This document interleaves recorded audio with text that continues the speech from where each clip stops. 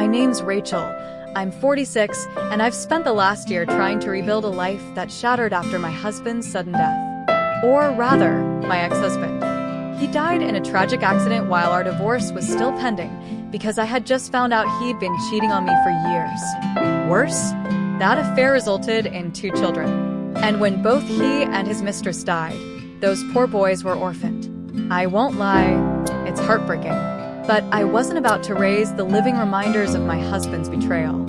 And neither were my daughters, 17 and 15, who were the ones to uncover his affair in the first place.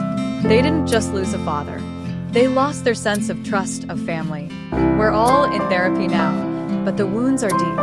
And the ex-in-laws? They made it all worse. My ex's parents, an 80-year-old couple who still think it's 1950, decided that not only should they get custody of my daughters, but they should also move into our home. That's right, the same home where my daughters cried themselves to sleep every night after finding out their dad had another family. I refused, obviously, so they took us to court. But they didn't stop there. They started spreading rumors, guilt-tripping my daughters, and when that didn't work, they turned to the one place they still had influence, their conservative church. Let me be clear. This church isn't some small neighborhood gathering. It's a full-blown community.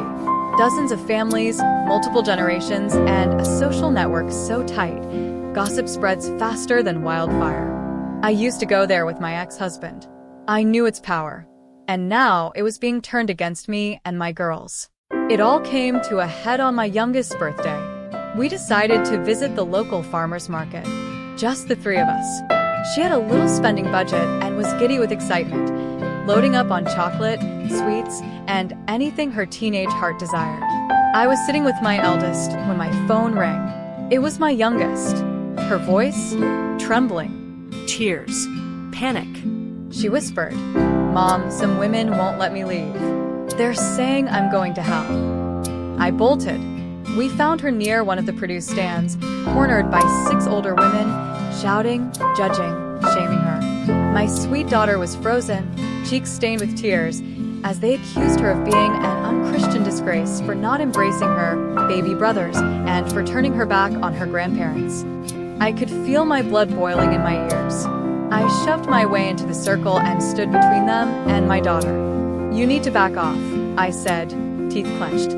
They recognized me instantly. Some were women I'd seen in the church years ago, now twisted with self-righteous venom. One leaned in and said, "If you had obeyed your husband's parents like a good Christian wife, none of this would have happened."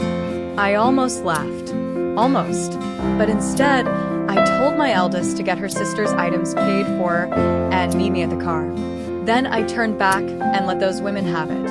Every ounce of pain, betrayal, and rage I'd bottled up spilled out.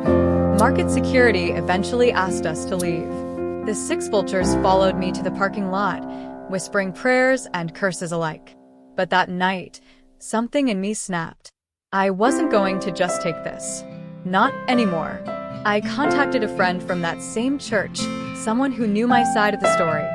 He apologized profusely and then told me what sparked this latest harassment.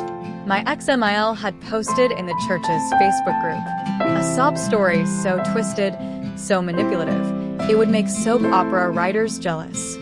She claimed I was refusing to take in her and her husband, leaving them homeless and penniless, despite my daughters inheriting my ex's life insurance, not them. She said I stole her grandsons. And the worst part? She said the affair children were actually our surrogates because I supposedly couldn't have more kids, and I abandoned them for being boys. Let that sink in. She lied about my fertility. She lied about the affair. And she lied about my daughters, accusing them of breaking the family apart. I was done. Since the divorce hadn't finalized when my ex died, I had everything. Every photo, every email, every text. No legal consequences. I spent the next day gathering it all print shop, high-quality paper, full color. I labeled screenshots of texts between my ex and his affair partner. Photos of them kissing in my living room. Emails from my ex-in-laws pressuring me to stay quiet. And most damning, messages where they blamed my daughters for their father's death, calling them bastards. 2 days after he died, I put them all in personalized church binders that looked like him packets. The first page? A full-page photo of my ex and his mistress making out, captioned, "Ex-husband's name and affair girl's name, a holy love story." I dropped those binders off at the back desk of the church the next Sunday. They never checked the packets, but the congregation sure does. The gossip exploded. The church's Facebook turned into a war zone. The names people called my ex and his mistress? So, Val the pastor had to step in just to censor the language. And the best part? The congregation started turning on my ex-in-laws. One post read, "How dare you harass two grieving girls after protecting a cheater?" Another, "You lied in the house of God. Shame on you." Oh, and the cherry on top? They still blamed me for the divorce, but suddenly, everyone agreed I might one day return to the light, unlike my Jezebel husband. I even got 2 apology letters for my daughters and an invite to rejoin the church for spiritual healing.